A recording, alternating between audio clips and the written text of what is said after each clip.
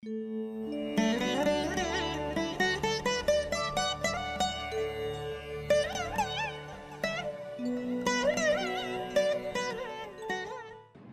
அனைவருக்கும் வணக்கம். மாணவர்களுக்கு இனிய நல்வாழ்த்துக்கள்.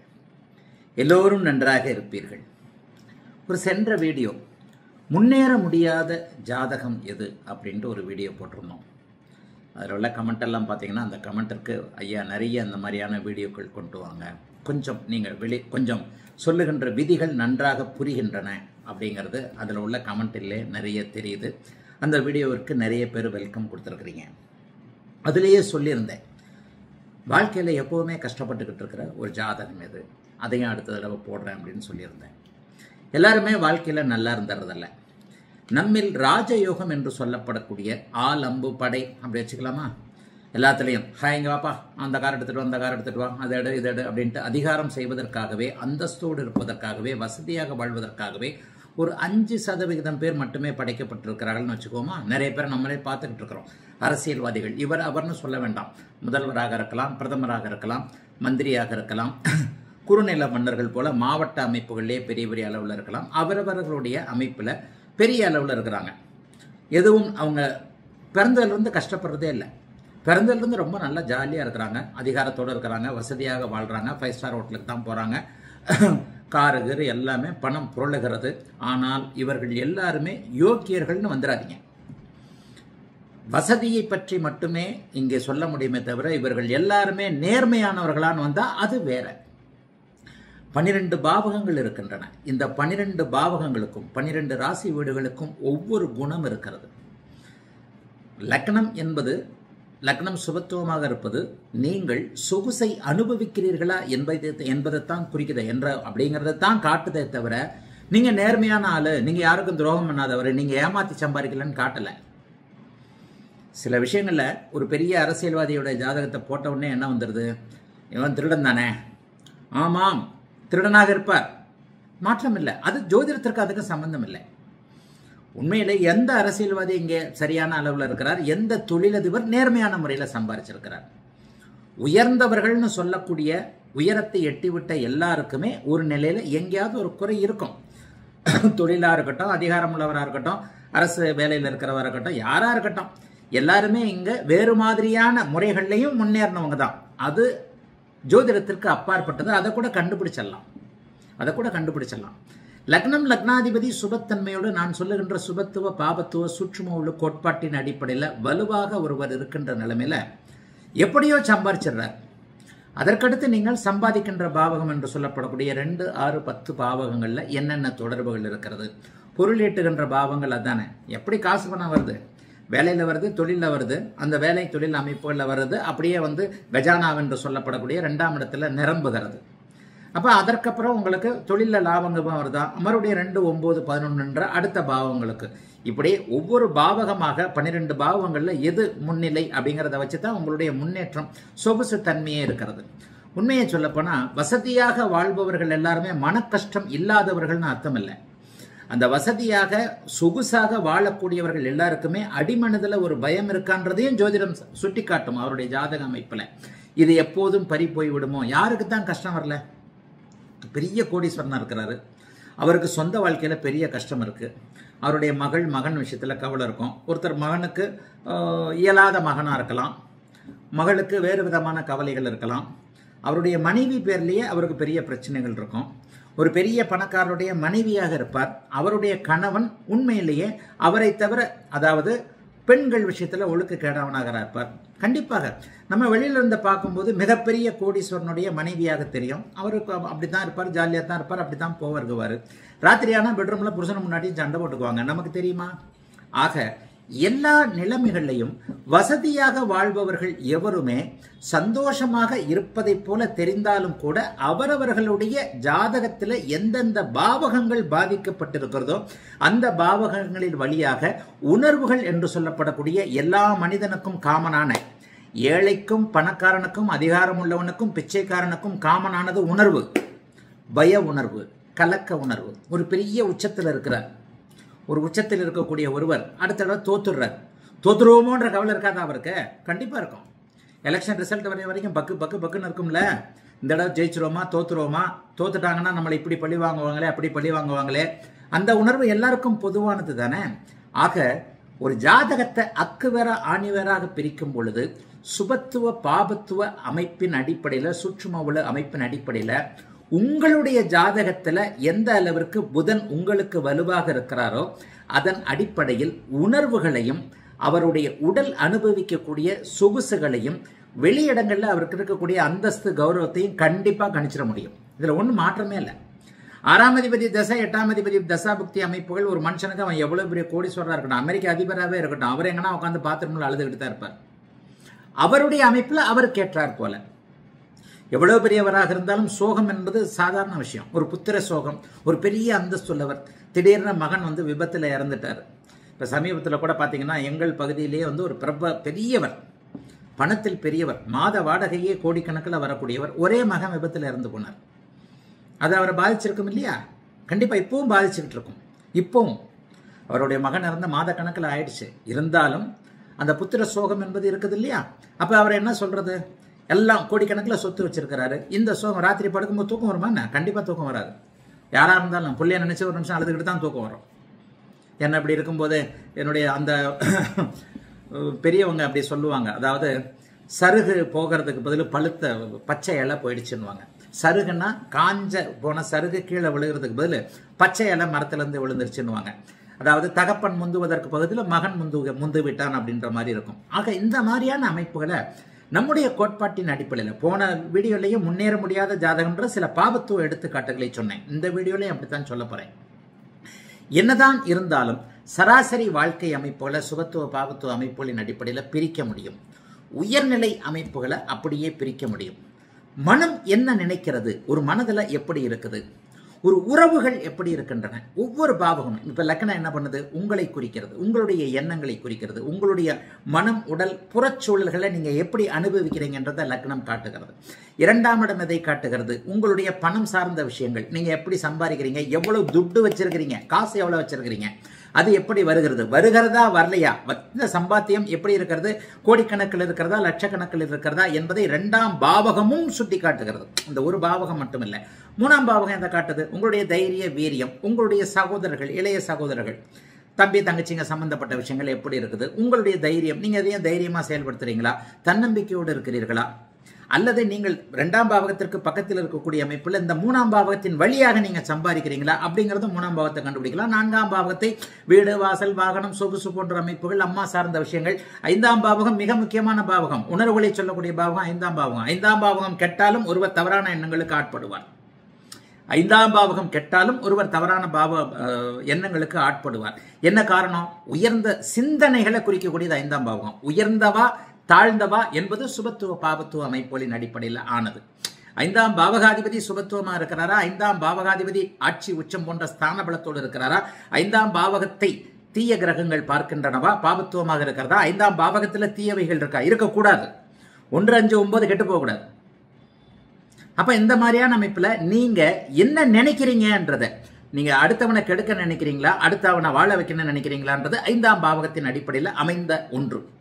6ஆம் பாவகம் உங்களுக்கு இருக்கின்ற எதிரிகள், எதிர்ப்புகள், உங்களுக்கு தேவையில்லாத எல்லா விஷயமும், நோய் உங்களுக்கு தேவையில்லை, கடன் தேவையில்லைன்னு சொல்லுவேன். அப்ப அந்த 6ஆம் பாவகத்துல நீங்கள் யாரை எதிரியாக கருதுகிறீர்கள், உங்களை யார் எதிரியா நினைக்கிறாங்க, உங்களுக்கு எந்த இடத்துல அடிச்சா உங்களுக்கு வலிக்கும், 6ஆம் பாவகம் சொல்லி காட்டும். 7ஆம் பாவகம் ஆப்போசிட் செக்ஸ்ன்னு சொல்லிடுவேன். கணவனோ மனைவியோ நண்பனோ பங்குதாரர்களோ யாரா இருந்தாலும் 7ஆம் பாவகம். அந்த 7ஆம் பாவகம் பலவீனம், மனைவியால உங்களுக்கு துன்பம், பெரிய கோடீஸ்வரரா இருக்கிறீங்க, மனைவியை பற்றி வெளியில சொல்ல முடியல, பெரிய அதிகாரம் உள்ளவராக இருக்கிறீங்க, உங்களை கண்டாலே எல்லாம் பயப்படுது, நீங்க அப்படியே கை காட்டு வெளியே வந்தீங்கன்னா 1,00,000 பேர் உங்களுக்கு வெளியில நின்று கை காட்டிக்கிட்டு இருக்கிறோம். ஆனா பொண்டாட்டிக்கிட்டு நீங்க உதவ வாங்கிக்கிட்டு இருக்கிறீங்க, அல்லது உங்களுக்கும் பொண்டாட்டிக்கும் சரியா இல்ல உறவுகள். அந்த 7ஆம் பாவகத்தின் வழியாக நீங்கள் மனவேதனை அனுபவிக்கிறீர்கள். பிளஸ் ஆதிபத்தியம் என்று சொல்லப்படக்கூடிய சுக்கிர கிரகத்தின் மூலமாக. அப்ப அந்த 12 பாவகங்களை எப்படி செயல்படுகிறது என்பதை அப்படியே சைஸ் பண்ணும்போது எத்தனை விஷயங்கள் உங்களுக்கு வருகிறது. 8ஆம் பாவகம் எல்லாம் சரியா இருக்கிற, அனுபவிக்கிறதுக்கு ஆயுள் இருக்கா? அந்த 8ஆம் பாவகத்துல தான் ஆயுள் இருக்கு. 8ஆம் பாவகத்திலையும் கடனும் நோயும் இருக்கு. தீரா கடன் தீரா நோயெல்லாம் 8ஆம் வாழ்நாள் முழுக்க கடன் தொல்லை. வாழ்நாள் முழுக்க அதில் கேன்சர் இப்படி இப்படின்ட்டு இருக்கு. உயிர்கொல்லி நோய் 8ஆம் பாவகம். 9ஆம் பாவகம் தானம் தர்மம் போன்ற அமைப்புகள். நீங்க கொடுக்குறீங்களா, வள்ளலா இருக்கிறீங்களா? 9ம் 12ம் உங்களை நீங்கள் வள்ளலாக இருக்கிறீர்களா என்பதை சுட்டி காட்டும். வர்ற வருமானத்தை எப்படிலாம் செலவு பண்றீங்க, வருமானம் வர்றதற்கான அமைப்புகள் எப்படி இருக்கு, இதெல்லாம் தான தர்மம் போன்ற அமைப்புகள். 10ஆம் பாவகம் ஏற்கனவே சொன்னேன், எந்த ரீதியில 10ஆம் பாவகம் பதவியை குறிக்கக்கூடியது, அதிகாரத்தை குறிக்கக்கூடியது.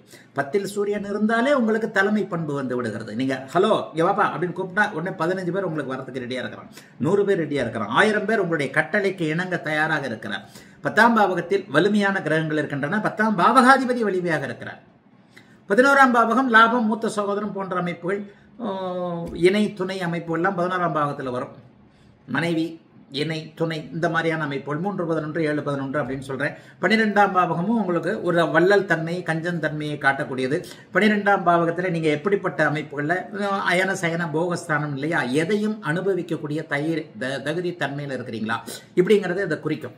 அப்ப ஜோதிடத்துல வந்து ஒரு பாவக அமைப்புகளை, இந்த 12 பாவகங்கள் என்ன தருகின்றன என்பதை கரைத்து குடித்து விட்டு ஒவ்வொன்றா மனசுல ஏத்திட்டு, இந்த 12 பாவகத்துல 9 கிரகங்கள் உட்காரும் பொழுது அந்த கிரகங்களின் ஆதிபத்தியங்கள் என்ன அப்படிங்கிறத, இதுல 7 கிரகத்துக்கு தான் ஆதிபத்தியம், 2 கிரகத்துக்கு ஆதிபத்தியம் கிடையாது. ராகுக்கு அது ஸ்பெஷலிஸ்ட்.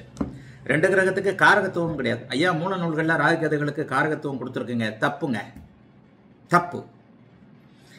இதுல தான் வந்து ஜோதிடர்களிடையே ஒரு பெரிய இது வருது. இவர் என்ன சொல்றது, ஏறத்தாழ 50 ஆண்டுகளுக்கு மேலான சில அனுபவங்களை கொண்டிருக்கக்கூடிய, தீர்க்கமான சில முடிவுகளை தெள்ள தெளிவாக அறிந்திருக்கக்கூடிய நான் என்னுடைய மாணவர்களுக்கு சிலவற்றை போதித்தே ஆக வேண்டும் என்பதன் அடிப்படையில் தான் இப்ப சில விஷயங்களை சொல்லிக்கிட்டு இருக்கேன். மூல நூல்களை குப்பைன்னு சொன்னேன்னு ஒரு பெரிய விமர்சனம் வந்தது. எல்லாம் சைலண்டா அப்படி, அதாவது உண்மையில சிலருக்கு போதாமை காரணமாக பொறாமை வந்து விடுகிறது என்பதுதான் உண்மை. சிலருக்கு அறிவு போதாமை காரணமாக, வருமானம் போதாமை காரணமாக இன்னொரு மேல் பொறாமை வந்து விடுகிறது. இவருக்கு இருக்கின்ற அறிவு எனக்கு இல்லையே என்கின்ற போதாமை அங்கே பொறாமையாக ஒரு ஜோசியருக்கு வந்துடுது. மாணவர்களுக்கு புரிஞ்சிருதுன்னு நினைக்கிறேன். இவருக்கு இருக்கின்ற வருமானம், இவருக்கு இருக்கின்ற அறிவு எனக்கு இல்லையே என்கின்ற போதாமையின் காரணமாக பொறாமை வருவது என்பது, அதுவும் பாருங்க சம்பந்தப்பட்டவங்களுக்கு சந்திரன் சனி சேர்ந்திருக்கும், இல்லைன்னா லக்னத்தில் சனி சேர்ந்திருக்கும். லக்னம் லக்னாதிபதியோடு எவர் ஒருவர், இதுதான் இப்படியே சொல்றேன், அப்படியே எவர் ஒருவருக்கு லக்னம் லக்னாதிபதி ராசியோடு சனி தொடர்பு கொள்ளுகிறாரோ அவர் ஒருவரை பார்த்து பொறாமைப்பட்டே தன்னை கீழிறக்கி கொண்டு செத்து போறார். சரி, இந்த இடத்துல இப்போது இவ்வளவும் ஒரு 10 நிமிஷம் முன்னேற்பாடா சில விஷயங்களை சொல்றேன்.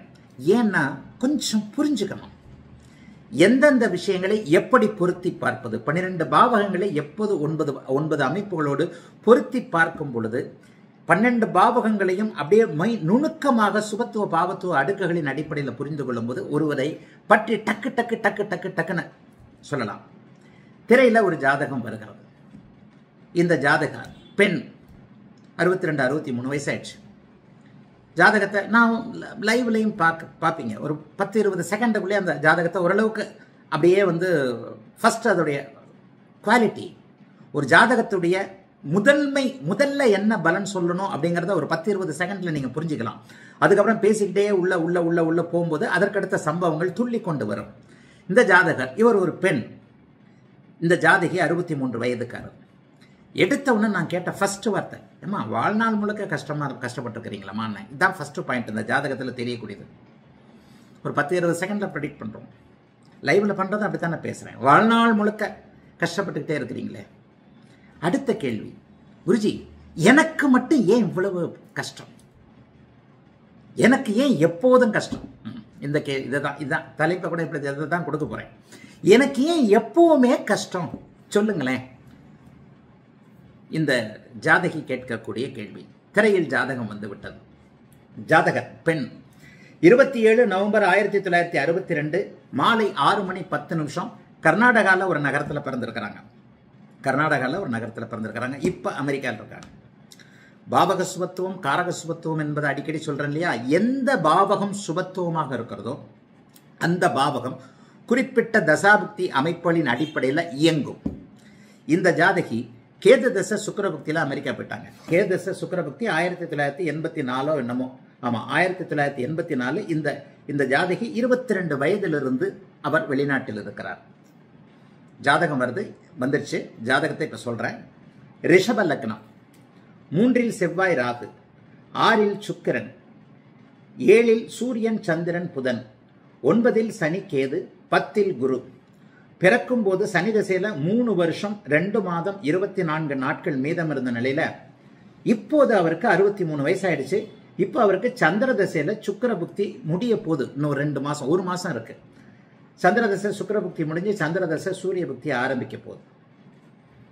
வாழ்நாள் முழுக்க பிறந்ததிலிருந்து கஷ்டப்பட்டிருக்கிறீங்களா? இப்படிதான் சொன்னேன். பிறந்ததிலிருந்தே கஷ்டப்பட்டிருக்கிறீங்களா அப்படின்னு நான் சொன்னேன். ஒரு 30 செகண்ட்ல தான் எடுத்த இடத்துல நான் ஜாதகத்தை பார்த்தோன்னா ஒரு 2 பாயிண்ட் டக்கு டக்கு டக்குன்னு சொல்லுவேன். இன்னும் கொஞ்சம் சொல்லுங்கன்னுவாங்க, முழுக்கவே முடிச்சிருங்கன்னுவாங்க, அல்லது அவங்க அப்படியே வந்து என் கூட சேர்ந்து சில விஷயங்களை டிஸ்கஸ் மாதிரி போகும். எனக்கு ஏன் குருஜி எப்பவுமே கஷ்டம்? ஜாதகி கேட்கிறார். நான் ஏன் இந்த ஜாதகரை எடுத்த இடத்துல அமெரிக்காவில் இருக்காங்க, நமக்கு தான் அமெரிக்காவில் இருந்தாலே எல்லாருமே வந்து கோடீஸ்வரங்களா இருப்பாங்க, அப்படி இப்படின்னு தானே நம்ம நினைப்போம். அது ஒரு இமேஜ் இல்லையா? அவனுக்கு என்னப்பா அமெரிக்காவில் இருக்கிறான், டாப்பா இருப்பான்பா, நினைச்சவனா ட்ரம்ப் கிட்ட பேசுவான், ட்ரம்ப் அவன் வீட்டுக்கு வந்து அவனை கூட்டு போவார் கார்ல. இப்படிதான் நம்ம நினைச்சிட்டு இருக்கிறோம் அமெரிக்காவில் இருக்கிறவங்களெல்லாம். இவங்க 1984 இருந்து என்னுடைய சுபத்துவ பாபத்துவ கோட்பாட்டின் அடிப்படையில் சர வீடுகளில் இருந்த கேது தசை சுக்கிர புக்தியிலிருந்து சுக்கிரன் எப்போது 12ஆம் பாவகத்தை இயக்குகிறார் இல்லையா? அப்ப அந்த சுக்கிரன் 12ஆம் பாவகத்தை இயக்கும் போது அவர் கேது திசையிலே அவரை அங்கே கொண்டு போயாச்சு. 40 வருடங்களாக அமெரிக்காவில் இருக்கிறார். இன்னொன்னு அடுத்தது என்ன? பெண்கள் சார்ந்த சொல்லிக் கொடுக்கிற சார்ந்த தொழில் அமைப்புகள் இருக்கிறார். சுக்கிரன் சுபத்துவம். இந்த ஜாதகத்தில் தெரிய ஜாதகத்துல 10ஆம் இடத்தில் இருக்கக்கூடிய குரு 6ஆம் இடத்தில் இருக்கக்கூடிய சுக்கிரனை பார்க்கிறார். 10இல் குரு இருக்கிறார். சுக்கிரன் சுபத்துவமாக இருக்கிறார். அப்ப நம்முடைய சுபத்துவ பாபத்துவ கோட்பாட்டின் அடிப்படையில் இந்த ஜாதகிக்கு ஒரு பெண்கள் சார்ந்த ஒரு தொழில், அதுக்காக அவ்வளோ பெரிய ரொம்ப பெரிய வசதியெல்லாம் அவங்க இல்லை. கைக்கும் வாய்க்குமான சில அமைப்புகள் அவருக்கு இருக்கின்றன. கஷ்டப்படாமல் இருக்கிறாங்க. கார் இருக்குது, வீடு இருக்குது, எல்லாம் இருக்குது. எனக்கு மட்டும் ஏன் இவ்வளவு கஷ்டம்? எப்பவுமே நான் கஷ்டப்பட்டுக்கிட்டே இருக்கிறேனே, என்ன காரணம் அப்படின்னு கேட்குறாங்க. நான் ஏம்மா நீங்க சின்ன வயசுல இருந்தே கஷ்டப்பட்டீங்கன்னு சொல்றேன். சரி, முதல்ல சனி தசை. இந்த ஜாதகத்தை நம்ம இப்ப அளவிடுவோம். இவங்க பேசினதெல்லாம் குறை. எங்க அம்மா இப்படி பண்றாங்க, என் தம்பி இப்படி பண்றான். 39 வயசுல தான் கல்யாணம் ஆச்சு. 19 வயசுல ஆன கல்யாணம் இப்போ வந்து அதுவும் சரியா இல்லை. கணவர் எதிரியை போல இருக்கிறார், டிவோர்ஸ் கேஸ் போட்டிருக்கிறாரு. எனக்கு ஏன் இப்படிலாம் நடக்குது, என்ன காரணத்தால் இப்படி நடக்குது, அவங்களுக்கு ஜோதிட ரீதியாகவே என்னென்ன காரணங்கள் அப்படிங்கிறத அப்படியே ஒவ்வொரு தசா ரீதியாகவே அப்படியே விளக்கி சொன்னேன்.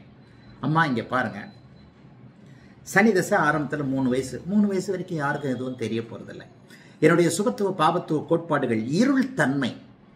உங்களை சுற்றி இருள் இருக்குன்னா நீங்கள் வெளியே தெரிய மாட்டீங்க. உங்களை சுற்றி வெளிச்சம் இருக்குன்னா நீங்கள் பலன்னு வெளியில் இருக்கிறீங்க. சுப ஒளியில தான், பாப ஒளியில தான், ஒளியில தான் ஜோதிடம் இருக்கின்றது. தெளிவா ஏதோ இந்த சின்ன அறிவுக்கு பரம்பொருள் ஒரு சின்ன விஷயத்தை சொல்லிட்டதுனால இதை ஆழ்ந்து அனுபவித்து பார்த்து சொல்லிக் கொடுத்து கொண்டு இருக்கிறேன் மாணவர்களுக்கு. ஜோதிஷம் அப்படிங்கிறது ஒளியின் அமைப்பால உருவானது என்பதற்கு இந்த ஜாதகமும், அதாவது வாழ்நாள் முழுக்க 20 வயசுக்காரனா வாழ்நாள் முழுக்க கஷ்டப்படுவான்னு சொல்ல முடியாது. 63 வயசாயிடுச்சு. வாழ்க்கையின் கிட்டத்தட்ட ஒரு 70-80% தாண்டி விட்ட ஒரு வயதானவர். 63 வயசு இந்த பெண்ணுக்கு. அப்ப இவங்க வாழ்க்கையை நம்ம கொஞ்சம் ஒரு மாதிரியா ஏன் எப்படி அப்படிங்கிறத சொல்லலாம் இல்லையா? சரி, இந்த ஜாதகத்துல சனி தசை 3 வயசு, 20 வயசு வரைக்கும் புதன் தசை. சரி, நம்முடைய சுபத்துவ பாபத்துவ கோட்பாடுல இது என்ன சொல்லுதுன்னு பார்ப்போம். புதன் 20 வயது வரைக்கும் கல்வி, படிப்பு, இந்த மாதிரியான விஷயங்கள், இளமை பருவம் நன்றாக இருந்திருக்க வேண்டும். நல்லாக இருந்ததா? புதன் எப்படி இருக்கிறார் பாருங்க. அமாவாசை சந்திரனோடு சேர்ந்து நீச்சனுடைய வீட்டில் நீச்ச அமாவாசை சந்திரன் கூட புதன் இருக்கிறார். என்னுடைய பாபத்துவம் வந்துருச்சா? 20 வயசு வரைக்கும் அவங்க நல்லா இல்லை. 20 வயதிற்கேற்ற அனுபவங்கள் அவர்களுக்கு எதுவும் கிடைக்கல. கல்வி எல்லாத்திலையும் தடை. சரி, கல்வி தடைன்னா என்ன பண்ணணும்? 4ஆம் பாவகம் கல்வி நல்லா இருக்கணும்னா 4ஆம் பாவகம் நல்லா இருக்கணும். இப்போ தானே இந்த 12 பாவகத்தை பற்றி சொன்னேன். 4ஆம் பாவகாதிபதி என்னவா இருக்கிறார்? நீச்சனோடு, நீச்சனின் வீட்டில் இருள் தன்மை கொண்ட சூரியனோடு இருக்கிறார். இது இருள் தன்மை கொண்ட சந்திரனோடு இருக்கிறார். தெரியுதா? 4ஆம் அதிபதி ஒரு லக்னத்தையும் ஒரு பாவகத்தையும் எப்படி கனெக்ட் பண்றதுன்ட்டு. கார் இருக்கு, வீடு இருக்கு, ஓரளவிற்கு ஒரு தொழிலும் இருக்கிறது. காரணம் என்ன? லக்னாதிபதி 6ஆம் இடத்தில் இருந்தாலும் ஆட்சியாக குருவின் பார்வையில் இருக்கிறார். பிரச்சனைகள் என்ன? லக்னாதிபதி ஒவ்வொன்றா அப்படியே நான் படிப்படியாக சொல்லும்போது உங்களுக்கு அப்படியே மெல்ல ஒரு பூ மலர்வது போல பலன்கள் அப்படியே உங்களுக்கு மனசுக்குள்ள விரியணும். இந்த லக்னாதிபதி குருவின் பார்வையில் மட்டும் இருந்திருந்தால் ஒரு பலன், அவர் சுபத்துவமாக இருக்கிறார். ஆயினும் அவர் லக்னத்தில் இல்லை, 6ஆம் இடத்தில் இருக்கிறார். 6ஆம் இடத்தில் இருந்தாலே நான் ஒரு ரிஷப லக்ன அமைப்பில் சொல்லுவேன், உங்களுக்கு நீங்களே குழி வெட்டி உள்ள போய் படுத்துக்குவீங்கன்றுவேன். இவர் லக்னத்தில் இருந்தால் ஒரு பலன், நீங்கள் நேர்மையானவராக இருப்பீர்கள். நீங்கள் நேர்மையான எண்ணம் கொண்டவராக, எதையும் சரியாக நேரடியாக சந்திக்கக்கூடியவராக, சில அமைப்புகளில் எண்ணங்கள் நேரடியாக இருக்கக்கூடிய, எதையும் ஸ்ட்ரைட் ஃபார்வர்டாக சந்திக்கக்கூடியவங்களா இருப்பீங்க. ஆனால் லக்னாதிபதி 6ல் இருக்கிறார். லக்னாதிபதி 6ன்னு வந்துட்டாலே அந்த இடத்துல குறுக்கு கிறுக்கு கிறுக்கு ஆப்போசிட்டு நேர்வழி இல்லாத தன்மைகள் கண்டிப்பாக வந்துவிட வேண்டும். இதை 5ஆம் அதிபதியும் இப்பதான் நான் சொன்னேன், உயர்ந்த சிந்தனைகள்னு சொன்னேன். 5ஆம் அதிபதி இதை உறுதிப்படுத்துவார். இங்கே 5ஆம் அதிபதியாகிய புதனும் இருள் அமைப்புகள் என்று சொல்லப்படக்கூடிய சூரிய சந்திரனுடைய நீச்சனுடைய வீட்டில் நீச்சனுடைய அமாவாசை சந்திரனுடைய அருகில் இருக்கிறார். அப்ப 5ஆம் அதிபதியும் நல்லால, 6ஆம் அதிபதியாகத்தான் லக்னாதிபதி இருக்கிறார். அவர் லக்னத்தோடு தொடர்பு கொள்ளவில்லை. லக்னத்தை எந்த சுபகிரகமும் பார்க்கல. இங்க புதன் பார்க்கிறத நீங்க சுபகிரகம்னு எடுத்துக்க முடியாது. பாபரோடு சேர்ந்த புதன் பாபர். நான் ஒவ்வொரு பாயிண்டா ஒரு ஜாதகத்தில் விளக்கிறத ஹவு டு ப்ரிடிக்ட் அப்படிங்கிற மாதிரி மாணவர்களும் ஃபாலோயர்ஸும் அப்படியே சக்கு சக்கு சக்கு சக்கு சக்குன்னு அதை எடுக்கணும். எனக்கு ஏன் எப்பவும் கஷ்டம்? அடிப்படை அமைப்புகளையே புதன் தர இயலாத நிலைமையில் இருக்கிறார். 20 வயது வரைக்கும் நீச்ச பரிவர்த்தனை ஏற்பட்டிருக்கிறது. நீச்சனுடைய வீட்டில் இருக்கிறார். நீச்ச பரிவர்த்தனை ஏற்பட்டாலும் கூட செவ்வாய் ராகுவோடு இருக்கிறார். மறுபடியும் பாபத்துவம். லக்னாதிபதி 6ல் மறைந்திருக்கிறார். குருவின் பார்வையில் இருக்கிறார். ஆனாலும் நீச்ச செவ்வாயின் பார்வையையும் சனியின் பார்வையையும் பெற்றிருக்கிறார். சனி அங்கே கடுமையான பாவத்துவம். எதனால? செவ்வாயோடைய பார்வையினால. ஒண்ணுக்குள்ள ஒண்ணு அப்படியே பாவத்துவம் பொங்கி வழியுது பாருங்க. எனக்கு ஏன் எப்பவுமே கஷ்டம் குருஜி? அந்த வார்த்தைக்கு என்ன பதில்? ஒத்துக்கொள்ளக்கூடிய லாஜிக்கலான ஏன் அப்படிங்கிற அமைப்பிற்கு ஒரு நல்லா இருக்கிறவருடைய ஜாதகத்தையும் ஒரு நல்லா இல்லாதவருடைய ஜாதகத்தையும் எப்படி தரம் பிரித்து பார்ப்பது சுபத்துவ பாபத்துவ அமைப்புகளின் அடிப்படையில். அப்ப இந்த அம்மா கேட்ட கேள்விக்கு லக்னாதிபதி 6ல் மறைகிறார். செவ்வாய் சனியின் பார்வையில் இருக்கிறார். ஆனால் சர்வைவல் என்று சொல்லப்படக்கூடிய அந்த லக்னாதிபதியை 12ஆம் இடத்தோடு தொடர்பு கொண்டிருக்கின்ற காரணத்தினால கேதுச சுக்கிரபக்தியில் வெளிநாடு போயிட்டாங்க. சர்வைவல் என்கின்ற அமைப்பில் குருவின் பார்வை முதலில் பாவத்துவம் பிறகு சுபத்துவம் செயல்படும் என்கின்ற அடிப்படையில் ஏதோ ஒரு தொழிலை 10ஆம் இடத்துல குரு இருக்கின்றதுனால குரு சம்பந்தப்பட்ட ஒரு தொழிலை, பெண்கள் சார்ந்த தொழிலை கொடுத்திருக்கிறது. தொழில் இருந்து கொண்டு இருக்கிறது. அதாவது பட்னி கிடக்கல, ஹோம்லெஸ்ன்னு இல்லை, பட்னி கிடக்கல, ஒரு தொழில் ரீதியாக இருக்கிறார்கள். சரி, மனம் எப்படிப்பட்டது? சந்திரன் நீச்சமாகி நீச்சனோடு இருக்கிறார். மனம் சரியில்லை, லக்னாதிபதி சரியில்லை, ராசி சரியில்லை. கொஞ்சம் கொஞ்சமா விரியுதா, ஒரு பூ விரிகிற மாதிரி விரியுதா. லக்னாதிபதி நீச்சனுடைய தொடர்பு, லக்னாதிபதிக்கு சனியுடைய பார்வை, நீச்சனுடைய பார்வையும் சனி, செவ்வாய் சனி 2 பேரும் சேர்ந்து ஒரு இடத்த பார்த்தாங்கன்னா, ஒரு கிரகத்தை பார்த்தாங்கன்னா, சேர்ந்தாங்கன்னா, இணைந்தாங்கன்னா எல்லாம் கெட்டு போகும்னு சொல்றேன்னா அந்த அமைப்பு இங்க வந்திருக்கிறா. சரி, லக்னாதிபதி மறைஞ்சிட்டாரு. லக்னாதிபதிக்கு நீச்ச செவ்வாயின் சனியின் தொடர்புகளும் இருக்கிறது. பாபத்துவ செவ்வாய் இது. சனி கேதுவோட சேர்ந்திருந்தாலும் செவ்வாயுடைய பார்வை வாங்கினா சூட்சுமவில் இல்லைன்றதை அடிக்கடி சொல்றேன். அப்ப இந்த இடத்துல சனி செவ்வாய் ஒரேடியாக பார்த்து கொண்டிருக்கின்ற அதே நேரத்தில் ராசியாவது நன்றாக இருக்கிறதா? ராசியை குறிக்கக்கூடிய, மனதை குறிக்கக்கூடிய சந்திரன் அமாவாசை அமைப்பில் இருக்கிறார். கடும் அமாவாசை 4-5 டிகிரியில தான் இருப்பார். அதாவது சூரியன் 11 டிகிரியில் இருக்க, சந்திரன் 14 டிகிரியில் இருக்க, அரை மணி 1 மணி நேரம் தான் ஆச்சு அங்க அமாவாசை விலகி. இன்னும் இருள் விலகாத சந்திரனாக இவர் இருக்கிறார். அவருக்கு வீடு கொடுத்த, இந்த மூவருக்குமே வீடு கொடுத்த செவ்வாய் நீச்சத்தில் இருக்கிறார். ஆக அப்படியே இது வருதான். கேது திசை எப்படி இருக்கும்? புதன் திசை 20 வயசு வரைக்கும் வந்துருச்சு. கேது திசை உங்களை வெளிநாட்டுக்கு அனுப்பிச்சது. கேது திசையில கல்யாணம் ஆகல. 39 வயசுல தான் கல்யாணம் இருக்கு. சுக்கிர திசை குருபுக்தியில 39 வயசுல தான் கல்யாணம். அதுவும் வற்புறுத்தல் தேவையில்லாம பார்த்து கல்யாணம் பண்ணிக்கிட்டா இப்போ அவர் டிவோர்ஸ் கேஸ் போட்டிருக்கிறாரு. டிவோர்ஸ் ஆகுமா ஆகாது? அதெல்லாம் டிவோர்ஸ் ஆகிடுமா? அதெல்லாம் நிலைக்கவே நிலைக்காது. குரு கொடுத்த எதுவும் நிலைக்காதுன்ட்டேன். டிவோர்ஸ் கண்டிப்பாக ஆகும். ஆமா, நானும் அப்படித்தான் இருக்கிறேன். அவரும் டிவோர்ஸ் கொடுத்துருன்றாரு. இப்போ டிவோர்ஸ் கொடுக்க போறேன்னு தான் ஒரே வார்த்தையில் முடிச்சிட்டாங்க. சரி, இங்க அடுத்ததாக கேது செவ்வாய் சனியின் பார்வையில் ஒரே நேரத்தில் இருக்கிறார் 9ஆம் இடத்தோடு. அப்ப அந்த 9ஆம் இடத்தை, 9ஆம் பாவகத்தை அவர் பாதித்தே ஆக வேண்டும். 9ஆம் பாவகம்னா என்ன? தகப்பன். கேது சில தகப்பனை முழுக்க பாதிச்சாச்சு.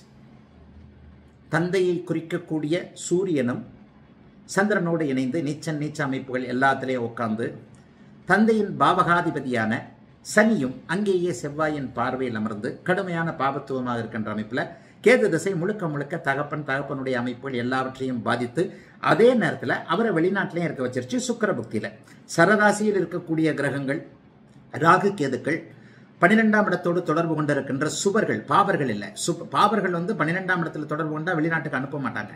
சுபர்கள் தொடர்பு கொண்டால் சுபத்துவம் ஏற்பட்டால் அந்த இடத்துல அடிக்கடி வெளிநாட்டிற்கு போவாங்கன்னு சொன்னேன் இல்லையா. கேதசை சுக்கிர புக்தியில் அவங்க வெளிநாட்டிற்கு போயிட்டாங்க. சுக்கிர தசை வாழ்க்கையில் ஓரளவுக்காவது ஏதாவது கொஞ்சம், சுக்கிரன் லக்னாதிபதி இல்லையா, ஆனாலும் அவர் 6ஆம் இடத்தில் இருக்கிறார். சில விஷயங்கள் அந்த இடத்துல ஓப்பனாக பேச வேண்டாம். 6ஆம் இடத்தில் இருந்தாலே ஒரு நிலையில் ஒரு இக்கண்ணா வந்துவிடும். அப்போ இந்த இடத்துல சுக்கிரன் வந்துருச்சு. சுக்கிரன் குருவின் பார்வையில் இருக்கிறார். முன்னதாக அவர் பாபத்துவம் பெற்று இருக்கிறார். அப்போ முதல் 10 வருஷம் அம்மாவை கடுமையாக போட்டு பிரட்டி எடுத்துருச்சு. ஆனாலும் சர்வைவல், குருவின் பார்வை உயிர் வாழ்வதற்கு தேவையானது, போதுமானது. சர்வைவல், அமெரிக்காவில் சர்வைவல். சுக்கிரதசை குருபக்தியில் 2001 கல்யாணம்னு சொன்னாங்க. சுக்கிரதசை குருபக்தியில் 2001 11ஆம் அதிபதியாகிய குரு, 11ஆம் அதிபதியாகிய 3, 7, 11 அதிபதிகள் திருமணத்தை தீர்மானிப்பார்கள். 11ஆம் அதிபதியாகிய குருல 39 வயதில் இவருக்கு திருமணம் நடந்தது. அப்பத்தான் கல்யாணம். கல்யாணத்திற்கு பிறகு இன்று வரைக்கும் சோதனை சோதனை சோதனைன்றார். கல்யாணம் ஆகி 24 வருஷம் ஆச்சு. என்றைக்குமே நாங்கள் சரியா இல்லை. சரி, சுக்கிரதசை முடிஞ்சு போச்சு. எப்போ சுக்கிரதசை முடியுது? சுக்கிரதசை திருமணம் 2010 முடியுது. 2010 முடிஞ்சு ஒருத்தருக்கு இப்படித்தான் சோதனை வருமானதை பார்க்கணும். நீங்கள் சுக்கிரதசை முடிஞ்சிருச்சு. ஐயா சூரிய தசை ஆரம்பிக்குது. சூரியனாவது ஏதாவது ஒரு வகையில் நல்லதை செய்வாரா? ஏன் வாழ்நாள் முழுக்க எனக்கு ஏன் எப்போதும் கஷ்டம்? சூரியன் பாருங்க, இப்பதான் நான் சொன்னேன், நீச்சனுடைய வீட்டில் நீச்சனோட சேர்ந்து அமாவாசை சந்திரனோட புதனோட இருக்கிறார். சூரிய தசையும் அவுட்டு. சூரிய தசை சுத்தம், ஒன்றும் இல்லை. இப்போ சந்திர தசை நடந்துகிட்டு இருக்கு. அவங்களுக்கே மனசு நல்லா இல்லை, அவங்க அம்மா நல்லா இல்லை. பட் அம்மா இஸ் அலைவ், உயிரோட இருக்கிறாங்க. ஏன்? 4ஆம் பாவத்தை குரு பார்க்கிறார். அம்மா இன்னும் உயிரோடு இருக்கிறாங்க. 80 வயது மூதாட்டி அம்மா உயிரோடு இருக்கிறார். ஆனால் என்ன அவங்க பேசுறாங்க? அம்மா சுத்தமாக தம்பிக்கு தான் சப்போர்ட் பண்றாங்க. தம்பி என்னை கண்டாலே பகைவனை போல, அதாவது என்னை பார்த்தாலே அவனுக்கு இதாகுது. ஏன்? 3ஆம் அதிபதி நீச்சமா, சகோதர காரகன் கடுமையான பாவத்துவமா, ஒரே தம்பி இருக்கிறது. நான் இவ்வளவு கஷ்டத்தில் இருக்கிறேன், ஆனால் இருக்கிறதெல்லாம் அம்மா தம்பிக்குன்னு ஒரே வாரத்தில் முடிச்சிட்டாங்க. என்கிட்ட பேசுறதே இல்லை எங்க அம்மா. தாய் ஏன் உயிரோடு இருக்கிறார்? ஒரு ஜோதிடம் இப்போது நான் சொன்ன போல ஒரு பூ அப்படியே மலருவது போல அப்படியே அந்த ப்ரெடிக்ஷன் வர்றதை பார்க்கணும். தாய் ஏன் உயிரோடு இருக்கிறார்? நான் சந்திரனே நீச்ச சந்திரன் தான் எல்லாம். ஆனால் நீச்சன் பரிவர்த்தனையாகி இருக்கிறார்.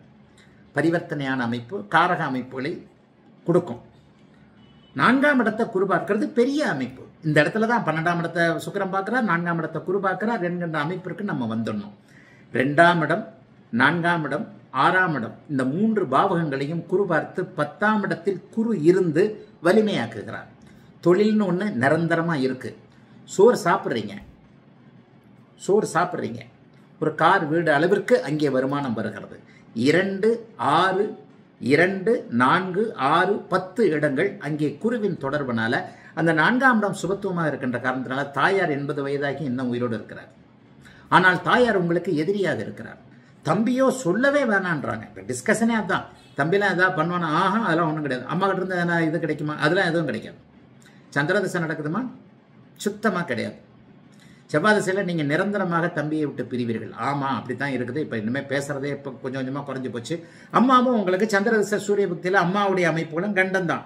சந்திரதசை சூரிய புக்தியில் அம்மா, செவ்வாய் திசையில் அம்மா இல்லை. செவ்வாய் திசையில் அம்மா இல்லை. சந்திரதசை சூரிய புக்தி இன்னும் சில நாட்கள், சில மாதங்கள் தான். அப்போ அம்மா இப்போவே எனக்கு ஆப்போசிட்டாக தான் இருக்கிறாங்க. ஏன் எனக்கு உறவுகளே எதுவுமே இல்லாமல் போச்சு? அவங்களும் ஒரு காரணம். 6ஆம் இடத்துல லக்னாதிபதி லக்னத்தில் இருந்தால் ஒரு குணம், 6ஆம் இடத்தில் இருந்தால் எதிர்குணம். பெத்த தாய் நமக்கு ஏன் எதிராக இருப்பாங்க? நம்மகிட்ட இருந்து சில விஷயங்கள் நல்லா இல்லாதனால தானே. Be open, be frank. நம்மகிட்ட இருந்து நல்ல விஷயங்கள் சில இல்லாமல் இருந்தால் தானே பெத்த தாய் நம்மகிட்ட இதாக இருப்பாங்க. அதை அந்த சகோதரிக்கு கொஞ்சம் புரிய வச்சேன். மனம் கெட்டு இருக்கிறது, லக்னாதிபதி கெட்டு இருக்கிறார். உங்களிடமும் சில குறைகள் இருக்கின்றன. எனக்கு ஏன் எப்போதும் கஷ்டம்? உங்களுடைய குணத்தின் காரணமாக, உங்களுடைய நடவடிக்கைகளின் காரணமாக, உங்களுடைய செயல்பாடுகளின் காரணமாக இந்த இடத்துல அப்படியே 6ஆம் இடத்தில் லக்னாதிபதி மனம் சுத்தமாக இல்லை, அவங்க அப்படி நடந்துக்கிறாங்க. உண்மைதான். இது வந்து கோழி முந்தியா முட்டை முந்தியான்ற கதை. இது அவங்க அப்படி நடந்துக்கிறதுனால நான் இப்படி நடந்துக்கிறேன், நீங்கள் அப்படி நடந்துக்கிறதுனால அவங்க இப்படி நடந்துக்கிறாங்க, இப்படி தான் போகும். ஆனால் இந்த பிறரை குறை சொல்வது இந்த வீடியோவோட நோக்கம் இல்லை. ஹவு டு ப்ரெடிக்ட், ஒருவருக்கு ஏன் எப்பொழுதும் கஷ்டம் வருகிறது, ஒருவர் ஏன் அடுத்தவர்களோடு ஒத்துப்போக முடியாமல் இருக்கிறார். ஒரே தம்பி ஒத்துப்போகவே முடியல, அவனை பார்க்கவே இல்லை, அவன் பேசவும் மாட்டேன்றான். தெளிவாக தெல்ல தெளிவாக சகோதர காரகனாகிய செவ்வாயை சனி பார்த்து 3ஆம் பாவகம் கடுமையான அளவில் பாதிக்கப்பட்டிருக்கிறது. அம்மாவும் இப்போ என்கிட்ட பேசுறதில்ல. சந்திரதசை ஆரம்பிச்சிருந்தாமல் அவங்ககிட்ட அம்மா பேசுறதில்ல. ஆமாம், நானாக பேசினா கூட 10 தடவை ஃபோன் எடுத்தால் தான் பேசுகிறாங்க, அதுக்கப்புறம் முடியாதுன்றாங்க. இது ஆக உறவுகள் எப்படி, எது தொழில் எப்படி இருக்கும், தொழில் ஒன்று நிலைச்சி இருக்கும், தொழிலில் எந்த பிரச்சனையும் இருக்காது. செவ்வாய் தசையில் என்ன நடக்கும், செவ்வாய் தசை ஒரு 3-4 மாதத்தில் ஆரம்பிக்க போகுதுன்னு நினைக்கிறேன். ஆமாம், செவ்வாய் தசை வந்து 2026 பிப்ரவரியில் ஆரம்பிக்க போகுது. செவ்வாய் தசையில் சகோதரனை நிரந்தரமாக பிரிவீர்கள்னு சொன்னேன். சண்டைப்பட்டு பிரிவீர்கள்னு சொன்னால் இழப்பீர்கள்னு சொல்லலை. அக்காவுக்கும் தம்பிக்கும் ஆகவே ஆகாது என்கின்ற அமைப்பில் செவ்வாய் தசையில் நிரந்தரமாக தொடர்புகளே விட்டு போகும். தம்பி இங்கே இருக்கிறார், அவங்க அமெரிக்காவில் இருக்காங்க. தம்பி வந்து சொத்து பத்துக்களில் இப்போ இருக்கக்கூடியதில் வந்து அம்மாவுக்கு பிறகு ஏதாவது சொத்து பத்துக்கள் கிடைக்குமா? வாய்ப்பே இல்லை, வாய்ப்பே இல்லை. ஏன்னா சகோதரர் அமைப்பில் எல்லாத்தையும் அம்மா வந்து சகோதரர் பேரில் எழுதி வச்சிட்டாங்க. எனக்கு மட்டும் ஏன் இவ்வளவு கஷ்டம், இப்போ நான் இவ்வளோ கஷ்டப்படுறதுக்கு அம்மா எனக்கு எதனா ஹெல்ப் பண்ணாங்கன்னா ஏதாவது ஆகுமே? இல்லைம்மா, ஏன்னா அடுத்து நடக்கக்கூடிய செவ்வாய் தசையும் பாபத்துவமாக சனியின் பார்வையில் தான் இருக்கிறார். அதற்கப்புறம் வரக்கூடிய ராகு தசையும் சனி செவ்வாயோடைய தொடர்பில் தான் இருக்கிறார். இன்னும் இந்த அம்மையார் எவ்வளோ 80-85 வயசு வரைக்கும் இருப்பாங்களா? ஏன்னா 8ஆம் இடம் பாபத்துவம் இல்லை, 8ஆம் இடம் பாபத்துவமாக இல்லை, 8ஆம் அதிபதி பாபத்துவமாக இல்லை. செவ்வாயுடைய 8ஆம் பார்வை பெரிதாக பாதிக்காது, குரு பாதிக்கலன்னு சொல்ல வரேன். அப்போ இந்த சகோதரி இன்னும் ஒரு 10-15 வருஷம் இருப்பாங்க. ராகுதசை முடிவை கொடுக்கும். மாரகாதிபதியாகிய சந்திரனுடைய வீட்டில் இருக்கக்கூடிய விரையாதிபதியுடன் சேர்ந்து மாரகாதிபதியின் வீட்டில் இருக்கக்கூடிய ராகுதசை தான் இந்த சகோதரிக்கு மாரகதசை. அப்போ இவங்களும் 78-80 வயசு தாண்டுவாங்க. 8ஆம் இடம் பாபத்துவமாக இல்லாமல் 8ஆம் அதிபதி கேந்திர அமைப்புகளில் வலுவாக இருக்கின்ற காரணத்தினால் இவர்களுக்கு ஆயுள் உண்டு. ஆனால் ஆயுள் முழுக்க சகோதரனை கோவிச்சுக்கிட்டு சகோதரனால் எதுவும் கிடைக்காம அடுத்து ராகுதசையும் செவ்வாய் சனி தொடர்பில் இருக்கிறனால எப்பொழுதும் கஷ்டப்பட்டு கொண்டே, பேசிக்காக கஷ்டம்னா நீங்கள் வந்து உடனே கோயில் வாசல் அப்படின்ற மாதிரி கொண்டு வந்துட வேண்டாம். பேசிக்காக இப்போது நான் இந்த வீடியோவோட பீடிகை, முதல்ல ஒரு பீடிகை போட்டேன் பாருங்க. என்ன பீடிகை போட்டேன்? எல்லா நிலைகள்லையும் லக்னாதிபதி ஏதோ ஒரு அளவிற்கு இருக்கும் பொழுது ஒரு பேசிக் அமைப்புகளை, இந்த சகோதரிக்கு ஒரு தொழில் என்கின்ற ஒன்று அமெரிக்காவில் இருக்கிறது. அந்த தொழில் கடைசி வரைக்கும் அவங்களுக்கு கை கொடுத்துக்கிட்டே இருக்கும். ஆனால் குழந்தை இல்லை, குழந்தை இல்லை, கணவரோடு மட்டும் இருக்கிறாங்க. அதை முக்கியமானதை சொல்ல மறந்துட்டேன். 5ஆம் பாவகம் சுத்தமாக கெட்டு போச்சா? 5ஆம் பாவகாதிபதி 5ஆம் பாவகம் எல்லாமே சுத்தமாக கெட்டு இருக்கிறது. குழந்தை இல்லை, தனிமரமாக இருக்கிறார்கள், தனியாகத்தான் இருப்பாங்க, சகோதரர் இல்லை, அம்மா இல்லை, எதுவுமே இல்லை. ஆனால் ஒரு தொழில் இருக்கும். 6ஆம் பாவகமும் 2ஆம் பாவகமும் 10ஆம் பாவகமும் சுபத்துவமாகி குருவின் அமைப்பில் இருக்கிறனால ஒரு தொழிலை இவர்களே தன்னந்தனியாக பார்த்து கொண்டு அதன் மூலமாக ஏதோ ஒரு வருமானம் வந்து, இப்போ டிவோர்ஸ் நடக்க போகுதுன்னு சொன்னேன். சந்திரதசையிலே டிவோர்ஸ் ஆகிடுமா? அவர் கொஞ்சம் அமௌண்ட்டு இது பண்ணலாம் பண்ணுறாரு. ஆமாம்மா, நீங்கள் கொடுத்து தான் இது பண்ணுவீங்க, செட்டில் பண்ணுவீங்கன்னு சொல்லிட்டேன். அவங்களாம் ரெடியாக தான் இருக்கிறாங்க. நான் இந்த பதிலை எதிர்பார்த்தேன். நானும் கிட்டத்தட்ட அந்த மூடுக்கு வந்துட்டேன், டிவோர்ஸ் கொடுத்துட்றது அப்படின்ற மூடுக்கு வந்துட்டேன். ஆமாம்மா, கொடுக்க போகிறீங்க. சந்திரதசையோட கணவர் பிரிய போகிறாருனே, செவ்வாதசையோட இவர் பிரிய போகிறாருனே. ஆக ஒரு தனிமரமாக, ஆனாலும் கான்ஃபிடென்ட். லக்னாதிபதி குரு பார்க்கிறார், லக்னாதிபதி ஆட்சியாக இருக்கிறார். கான்ஃபிடென்ட் அமைப்பில் இருக்கக்கூடிய, கடைசி வரைக்கும் தனிமையில் இருக்கக்கூடிய, எனக்கு ஏன் எப்போதும் கஷ்டம் குருஜி என்பதற்கு கிட்டத்தட்ட ப்ரிடிக்ஷனுடைய முடிவில் ஓரளவுக்கு கிளாரிட்டி கிடைச்சது குருஜி அப்படின்னு சொல்லி எங்கிட்ட கன்சல்டேஷனை முடித்த ஜாதகம். அடுத்து இதே மாதிரியான இன்னும் ஒரு முக்கியமான வீடியோவில் பார்க்கலாம். வாழ்த்துக்கள். எல்லோரும் நன்றாக இருப்பீர்கள்.